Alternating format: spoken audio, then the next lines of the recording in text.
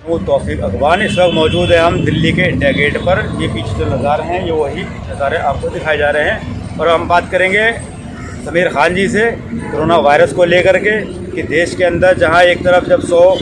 Case थे तो पूरा देश लॉकडाउन था और जब आज 1.5 लाख से भी ऊपर केस हो चुके हैं तो ये जो छूटें दी जा रही हैं सबको तकरीबन ये खोल दिया गया है। उसके पीछे क्या वजह हैं, देश कोरोना से किस तरीके से लड़ेगा, हमें क्या करना चाहिए, कितनी सेफ्टी है नहीं है, इन सब के बारे में हम जानकारी लेंगे।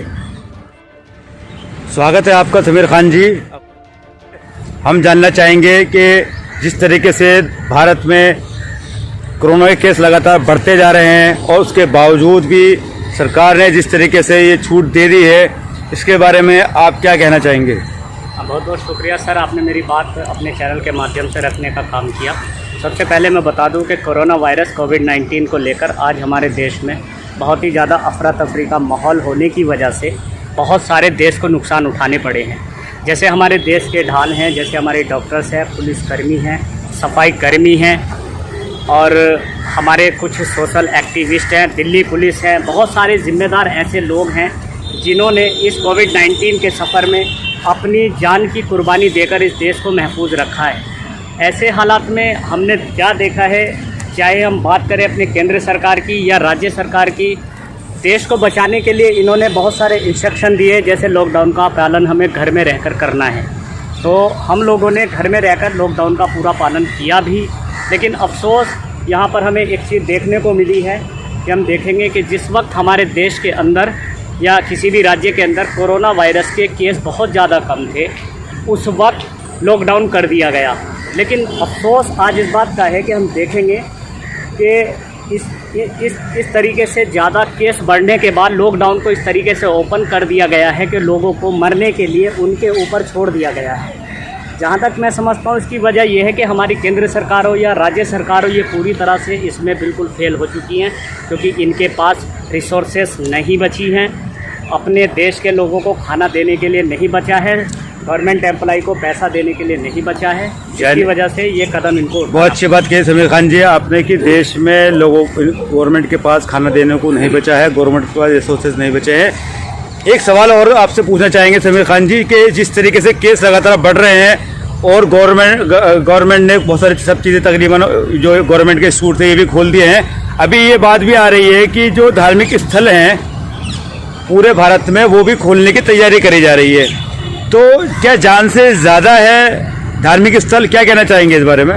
देखिए, इसके बारे में यही कहना है कि जिस तरीके से पहले लॉकडाउन को बंद कर दिया गया, लेकिन अभी अफसोस यहाँ पर मैंने भी बताया कि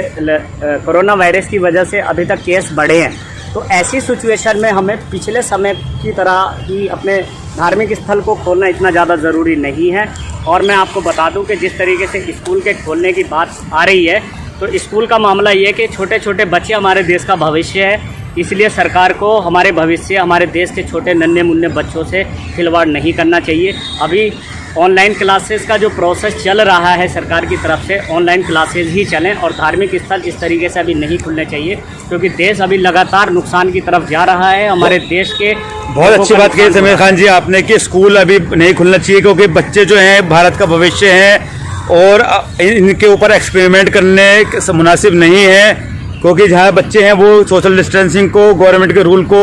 फॉलो नहीं कर सकते हैं, ना उनकी समझ में आता है, छोटे छोटे बच्चे हैं, तो ये एक रिस्क फैक्टर हो जाएगा, है ना? ये कहना चाहते हैं आप? जी जी। साथ ही साथ आखिर में वही दोबारा से एक बात बताना चाहता हूँ कि